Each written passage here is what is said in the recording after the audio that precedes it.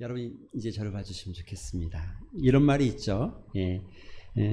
여러분 이런 이야기 들어보셨습니까? 혹시 없다 시리즈 아십니까? 10대는 뭐가 없다? 철이 없다. 20대는요? 답이 없다. 30대는요? 집이 없다. 40대는요? 40대는 돈이 없다. 50대는 뭐가 없을까요? 50대는 일이 없답니다. 저는 일이 있어서 감사한 것 같아요. 60대는 뭐가 없죠? 낙이 없답니다. 낙이.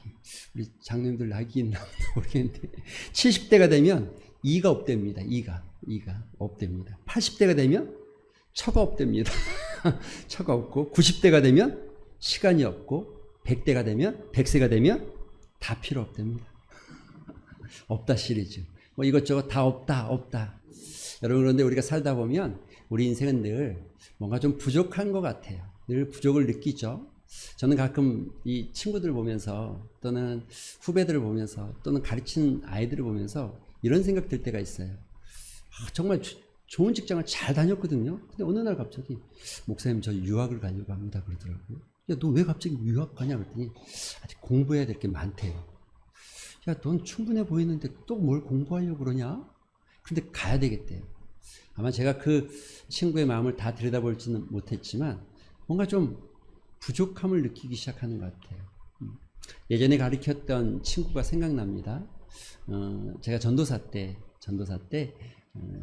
그 상도동이라는 곳에 살았는데 그곳에 교회를 섬겼는데 그 교회 바로 그 앞쪽으로가 신림동입니다. 서울대가 좀 있습니다. 그래서 서울대 친구들이 한두 명 있긴 한데 그때 만났던 친구 이름을 밝히긴 좀 그런데 이름이 효에 자자가 붙어요. 여자아이인데 참 괜찮은 친구인데 서산에 살다가 전교 1등으로 정말 학교장 추천으로 서울대 온 거예요.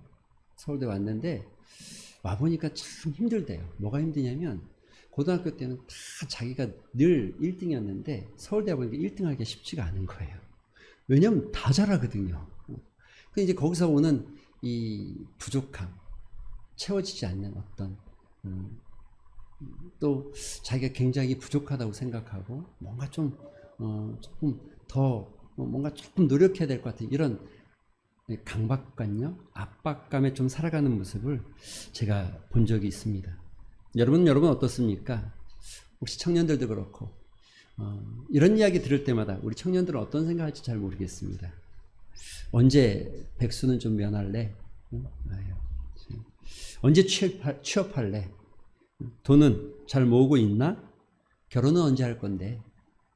여러분 이런 이야기 들을 때마다 친구들은 이미 노력해서 대학을 또 좋은 대학을 가서 좋은 직장을 얻고 돈도 모은 것 같고 결혼도 해서 애를 낳는 것 같은데 나는 여전히 그렇지 못한 것 같고 왠지 뒤처져 보이고 왠지 자괴감이 들 때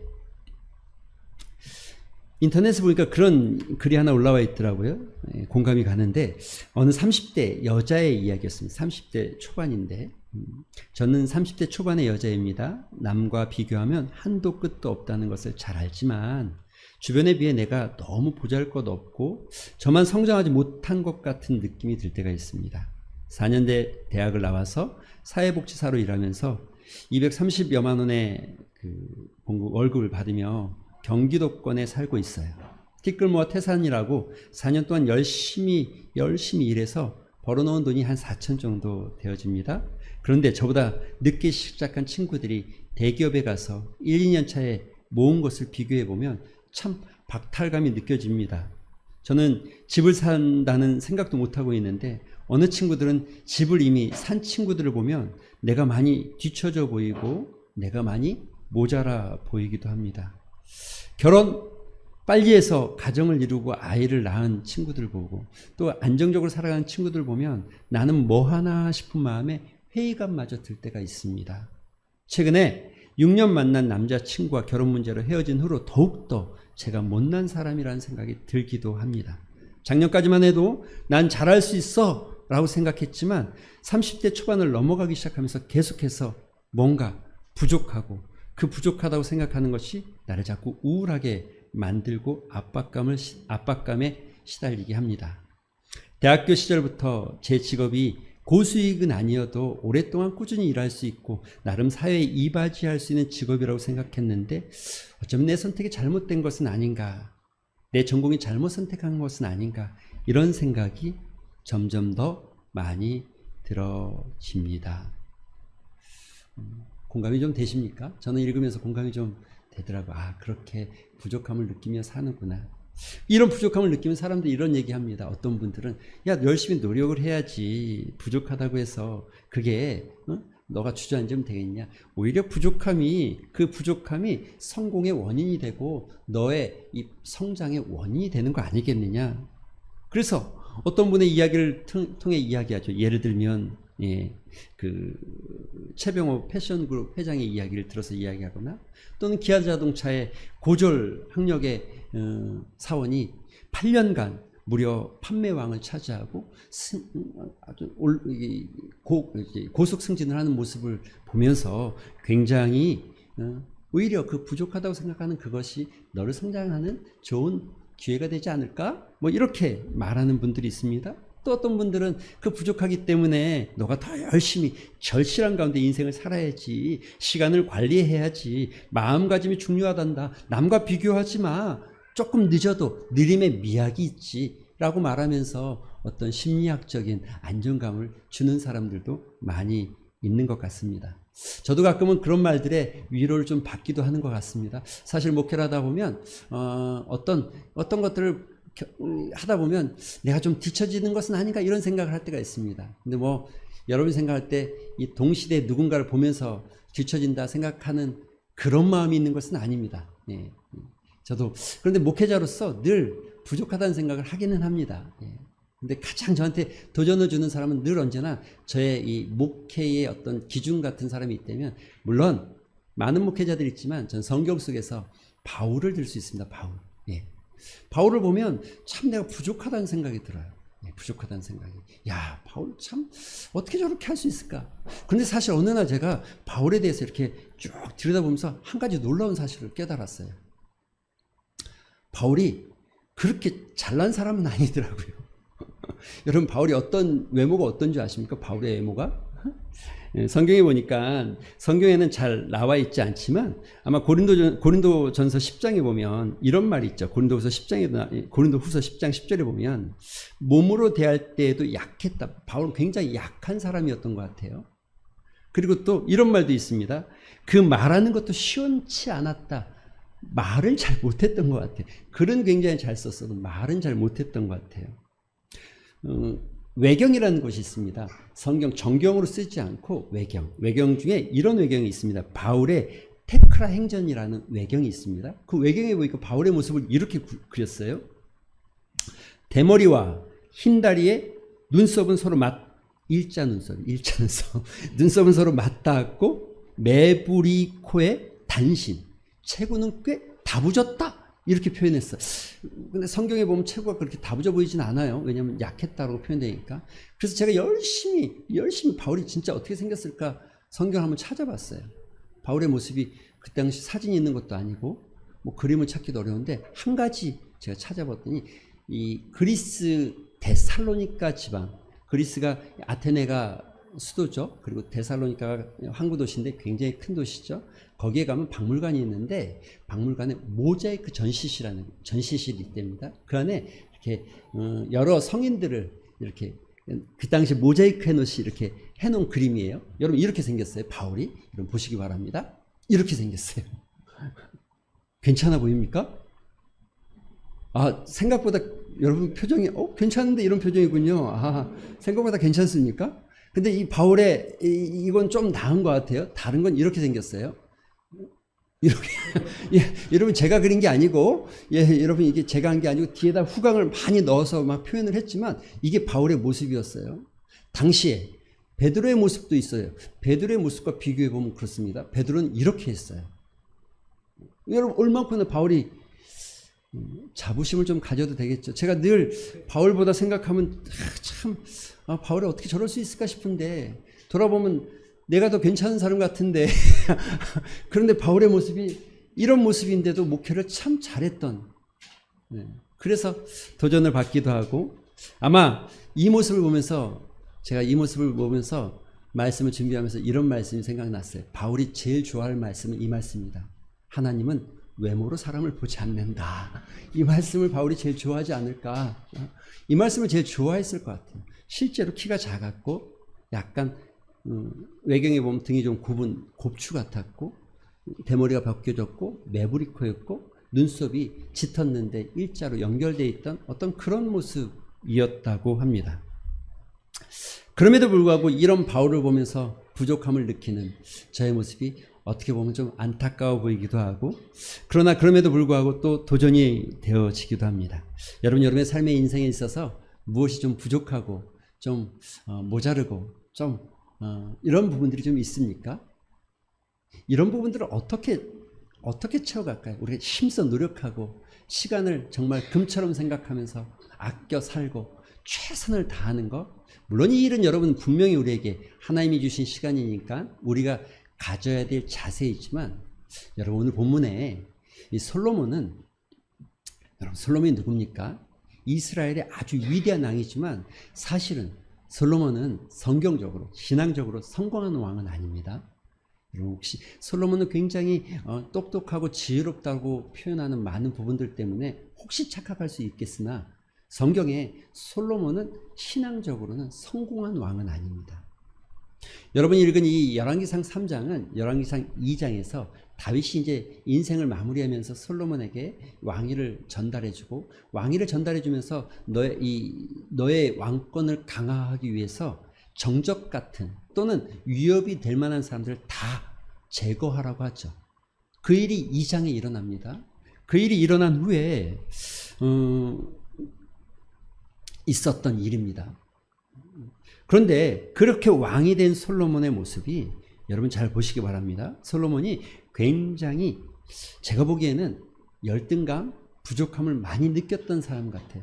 아무래도 그러겠죠. 오늘 본문, 여러분 읽은 본문 6절에 보면 솔로몬이 이르되 주의 종 내 아버지 다윗의 성실과 공의와 정직한 마음으로 주와 함께 주 앞에서 행함으로 주께서 그에게 은혜를 베풀었다, 이렇게 표현하고 있는데, 이 말은 다른 말로 하면 이런 거예요. 아버지 다윗은 참 대단했다, 훌륭했다, 어마어마했다. 저도 형이 있었는데 형은 저보다 좀 키가 좀 큽니다. 80이 조금 넘고 저보다 조금 더 잘생긴 것 같아요. 늘 제가 뭘 해도 좀 안 돼요. 뭘 해도 조금 안 돼요.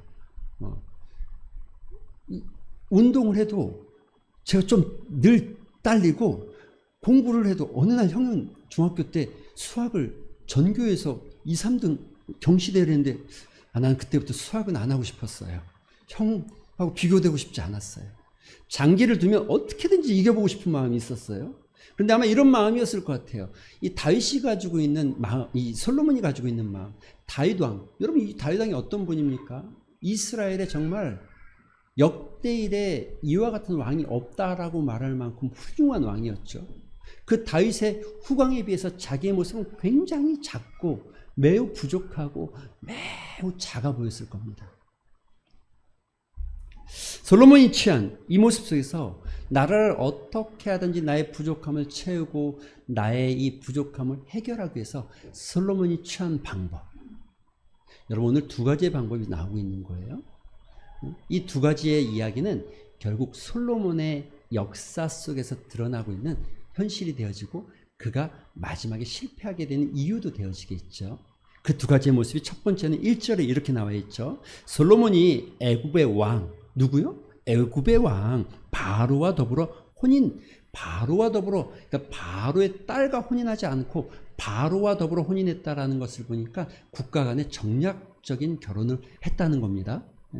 바로와 더불어 혼인관계를 맺어 그의 딸을 맞이하고 다윗성에 데려다가 두고 자기의 왕궁과 여호와의 성전과 예루살렘 주변의 성의 공사가 끝나기를 기다렸다. 지금 솔로몬이 다윗왕이 만들어 놓은 이 어마어마한 나라, 이 정말 이 큰 나라를 다스리기엔 나는 너무너무 부족한데, 내가 너무너무 능력이 없는데 이걸 해결하기 위해서 노력한 거예요. 뭘 노력했어요? 어떤 걸로요? 방법을 찾았어요. 첫 번째 방법은 애굽이라는 당시 근동의 주도권을 가지고 있던 나라였습니다. 가장 큰 나라였고 가장 강대국이었습니다. 물론 다윗 이스라엘과 정략적 결혼을 맺는 것을 보니까 애굽이란 나라가 많이 쇠퇴해진 것도 있을 수 있겠습니다. 그러나 어쨌든 솔로몬이 선택한 첫 번째 방법은 자기 어떤 노력과 자기 어떤 전술과 자기 어떤 방법들을 동원해서 애굽이란 나라와 정략적 결혼을 했다는 거예요.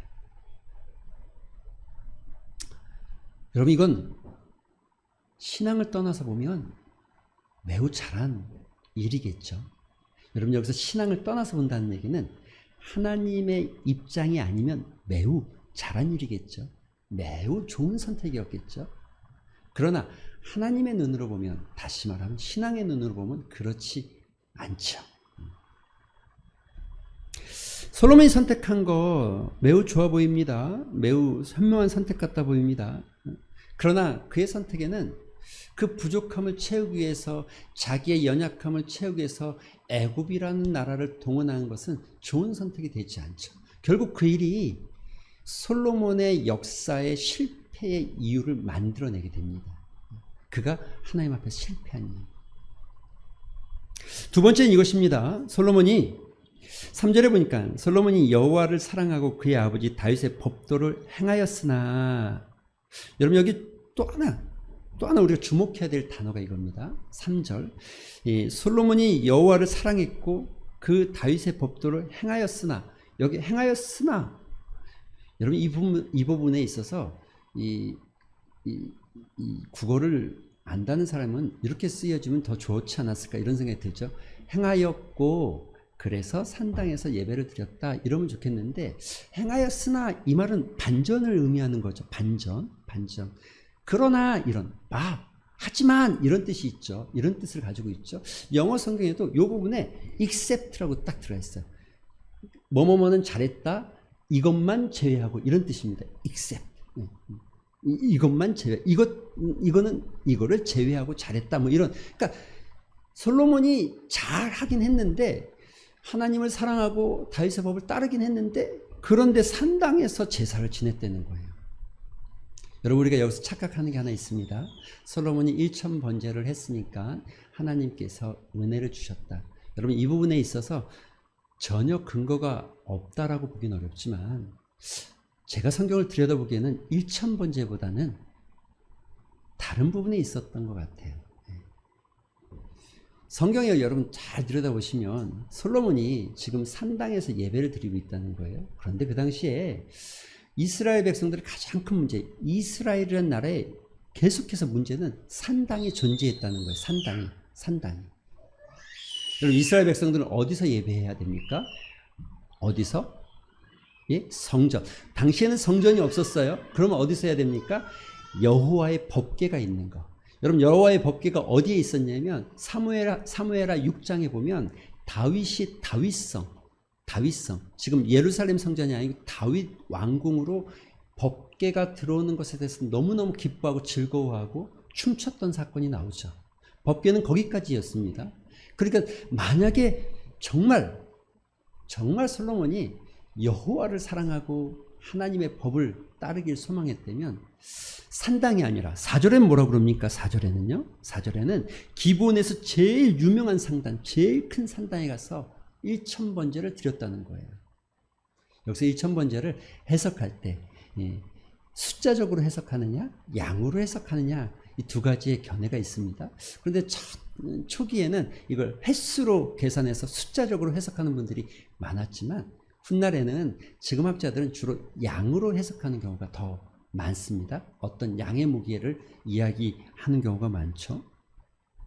그래서 여러분, 지금 솔로몬이 하고 있는 행위를 보면 산당에서 1000마리의 양을 드리면서 예배를 드리고 있다는 거예요. 이거는 다른 표현으로 하면 이스라엘 백성들 앞에 무엇인가, 그들이 선호하는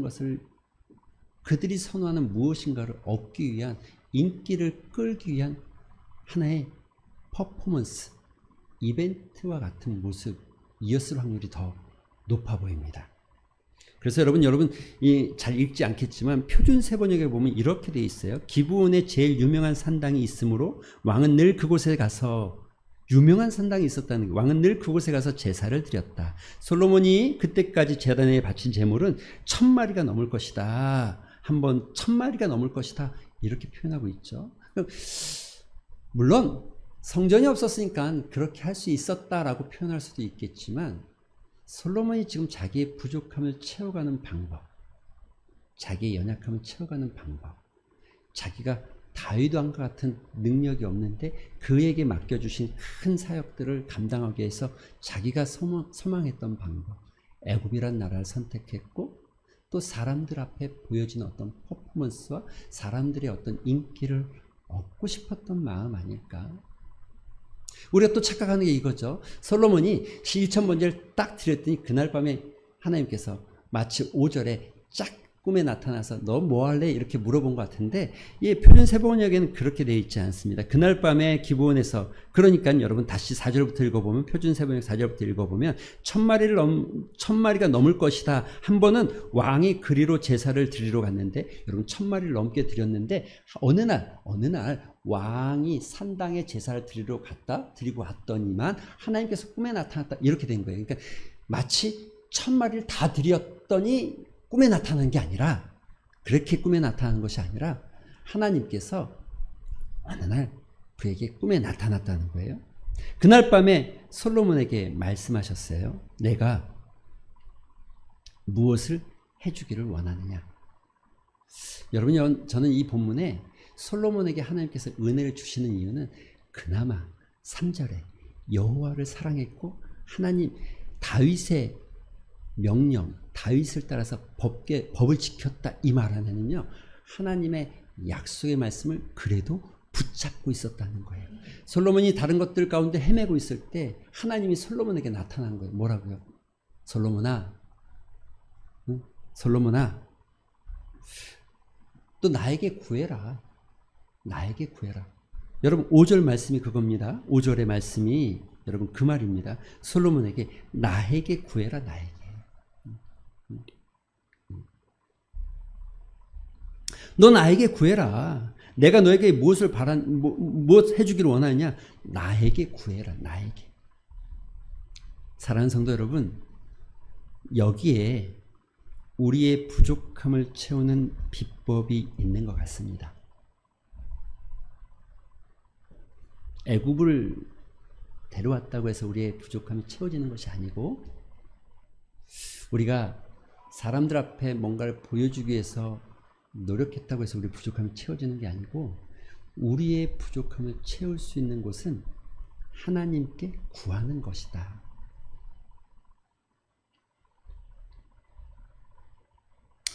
여러분 우리가 신앙생활 하면서도 다른 것에 열심을 낼 때가 있습니다. 문제들 앞에 어떤 어려움이 생길 때 또 어려움을 만날 때 다른 것을 구하거나 다른 것을 찾을 때가 있습니다. 그러나 정말 우리의 부족함을 채울 수 있는 거 나에게 구해라. 나에게. 아마 솔로몬 하나님을 신뢰했을 거예요. 그런데 여전히 자기의 부족함을 위해서 뭔가를 하지 않으면 안 될 것 같은 불안함이 그 안에 있었던 것이 분명합니다. 여러분 이런 일들은 많이 있었습니다. 아브라함을 생각해 보시기 바랍니다. 하나님의 약속을 믿었죠. 갈대아 우르까지 나왔죠. 그런데 그가 가는 길에 어땠습니까? 15장에 가서는 이렇게 얘기하죠. 아브라함이 하나님의 약속이 이루어질 건 믿지만 어딘지 불안해요. 그래서 어느 날 자기 종 하나를 불러다가 이 종을 내가 양자 삼아서 하나님의 대를 이어가면 어떻겠냐고 생각하는 거예요. 그게 15장이에요.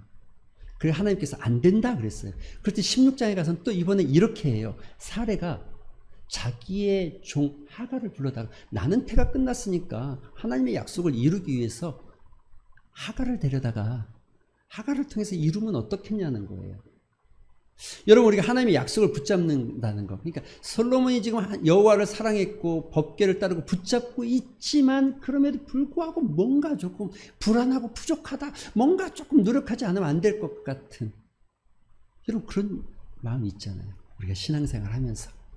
그럼 믿음을 따라 살아가지만 내가 이거 안 하면 안 될 것 같고, 이렇게 안 하면 뒤처질 것 같고, 이렇게 안 하면 내 부족함이 채워지지 않을 것 같고, 이렇게 안 하면 뭔가 조금 사회에 뒤처질 것 같은 두려운 마음들이 있잖아요. 그러나 우리의 부족함을 채울 수 있는 유일한 방법은 너는 구하라. 구하라. 하나님께서 구하라는 겁니다. 여러분, 지금 솔로몬이 하나님께 구하지 않고 다른 방법을 선택하는 것, 그것이 채워진 것 같지만 결국 그 일이 솔로몬의 인생에 있어서 실패를 만들어내는 궁극적인 실패가 되어지는 인생이 되어지죠. 구하라. 구하라. 나에게 구하라. 너가 부족하다고 생각하면 나에게 구하라. 우리가 예수 믿고 난 다음에 참 복된 일이 무엇입니까? 참 좋은 일이 무엇입니까? 예. 성경은 이렇게 말하죠. 우리에게. 예. 예수 그리스도께서 요한복음에 내 이름으로 구하면 내가 응답하겠다는 거예요. 너희가 내 이름으로 구하면 내가 너희에게 채우겠다고 약속하고 있는 거예요. 부족함이 느낄 때마다 우리의 시간 안에서 최선을 다하는 것보다 더 중요한 거, 하나님의 은혜를 구하는 것. 또 하나, 우리가 오늘 본문에서 또 기억해야 될 것이 있다면 이것일 겁니다. 본문 9절에 보면 솔로몬이 구한 것이 이것입니다. 듣는 마음을 주시옵소서. 듣는 마음. 듣는 마음. 이걸 히브리 말로 쉐마 이렇게 얘기합니다. 쉐마. 쉐마라는 이 단어는 신명기 6장 4절에 나오는데 이스라엘아 들으라 이런 말이에요. 그래서 너희 하나님의 말씀을 들어라 이럴 때 쓰는 쉐마라는 단어가 등장합니다. 듣는 마음.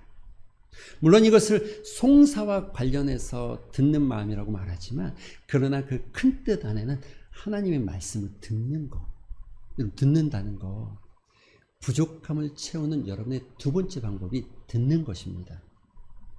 성경은 이렇게 말합니다. 신명기 28장에 보면 여러분 우리가 너무나 잘 아는 말씀이죠. 듣는다는 게 채워짐과 어떤 연관이 있는지 신명기 28장에 이렇게 말합니다. 내 안에 또 내 몸에 너가 성읍에 들어가도 복을 받고 들에서도 복을 받고 내 몸의 자녀와 내 토지의 소산과 내 짐승과 새끼와 소와 양의 새끼가 복을 받을 것이고 너의 광주리가 복받고 너의 떡반죽 그릇이 복받고 너가 들어가도 복받고 나가도 복받고 여호와께서 너를 대적하기 위해 일어난 적군들을 내 앞에서 패하게 하실 것이고 한 길로 왔다 7길로 도망가는 역사가 일어날 것이고 너의 창고와 너의 손으로 하는 모든 일에 복을 내리시고 내 하나님 여호와께서 내게 복 주시고 이 땅에서 복 주실 것이다. 이게 신명기 28장의 선언입니다.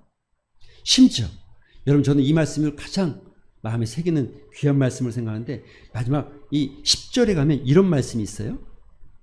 땅의 모든 백성이 여호와의 이름이 너를 위하여 불리는 것을 보고 너를 두려워하게 될 것이다.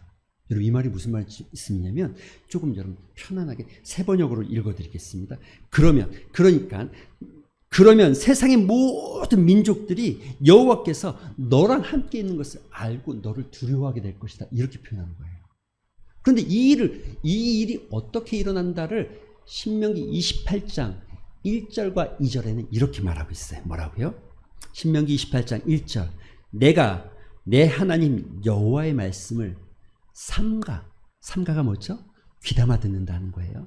귀담아 마음에 새기듯이 삼가 듣고 2절에는 이렇게 표현하죠. 내가 내 하나님 여호와의 말씀을 청종하며 듣는다는 게 어떻게 채워진다는 것인지를 여러분 이제 감이 오십니까?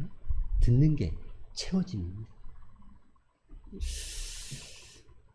오늘 본문도 동일한 표현을 하고 있어요. 하나님께서 너가 듣는 마음을 달라고 하신 솔로몬이 듣는 마음을 갖겠다라고 표현할 때 하나님께서 그에게 이렇게 말씀하십니다. 내가 내 말대로 하여 내가 지혜롭고 총명한 마음을 주노니 내 앞에도 너와 같을 자가 없을 것이거니와 내 뒤에도 너와 같을 자가 일어나지 않을 것이다. 내가 구하지 아니한 뭐요?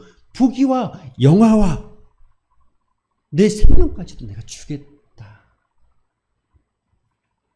솔로몬이 자기의 나라와 자기의 터전과 자기의 생명을 지키기 위해서 애굽이라는 땅, 애굽이라는 거대한 세력을 불러들이고 백성들의 인기를 얻기 위해서 퍼포먼스를 벌리는 것보다 더 중요한 것, 하나님 앞에서 듣는 마음, 두 번째 구하는 마음. 여러분, 채워짐은 바로 이 구하는 마음과 듣는 마음을 통해서 채워지는 것. 이 은혜가 여러분에게 있게 되기를 소망합니다. 우린 늘 부족함을 가지고 살아갑니다. 아무리 해도 안 될 것 같고, 그래서 뭔가를 더 채우지 않으면 안 될 것 같고, 노력해도 뒤처진 것 같고, 그 뒤처짐이 때로는 절망으로 좌절로 우리의 삶에 다가올 때가 참 많습니다. 발버둥 쳐도 안 되는 것 같고, 참 유한한 인간이 가지고 있는 어쩔 수 없는 한계에 부딪히는 것 같습니다. 우리 힘으로 노력함이 필요합니다. 그러나 우리 노력보다 더 필요한 것, 하나님의 은혜. 부족함을 느낄 때 구하는 것, 하나님의 은혜를 구하는 지혜, 듣는 마음을 갖는 것. 이것이 여러분의 삶에 풍성을 약속하고 있는 하나님의 음성인 것을 기억하셨으면 좋겠습니다. 오늘 이 말씀 생각하면서 우리 같이 한번 기도하는 시간 가졌으면 좋겠습니다.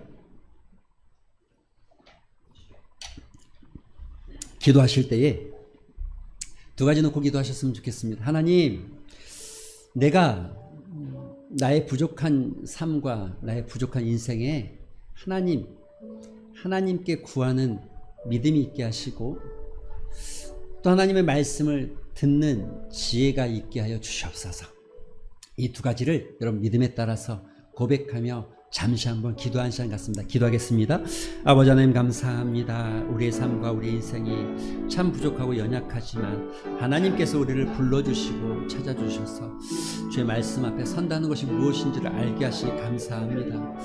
하나님, 듣는 마음을 허락하여 주시옵소서. 주님의 말씀을 듣게 하여 주시옵시고, 하나님, 주님께 구하는 마음을 허락하여 주시옵소서. 주께 구함으로 인생이 채워지는 기쁨을 누리게 하여 주시옵시고, 하나님, 지금 무엇인가를 해결하기 위해서 다른 방법들을 찾지 않게 하시고 오로지 하나님만 바라보는 지혜가 우리 안에 있게 하여 주시옵시고, 오로지 하나님의 영광이 우리 가운데 있게 되는 소망이 있게 하여 주시옵소서.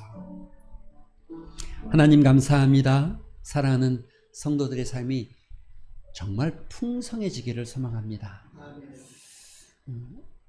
도적은 도적질하러 오는 것이지만 우리 주님은 우리의 삶을 풍성하게 하기 위해서 오셨다라고 말씀하셨사오니 바로 그 주님께 구하게 하시고 바로 그 주님의 말씀을 삼가 듣는 지혜가 있게 하셔서 우리의 삶이 하나님의 은혜로 풍성하게 채워지는 복을 누리게 하여 주시옵소서. 예수님의 이름으로 기도합니다.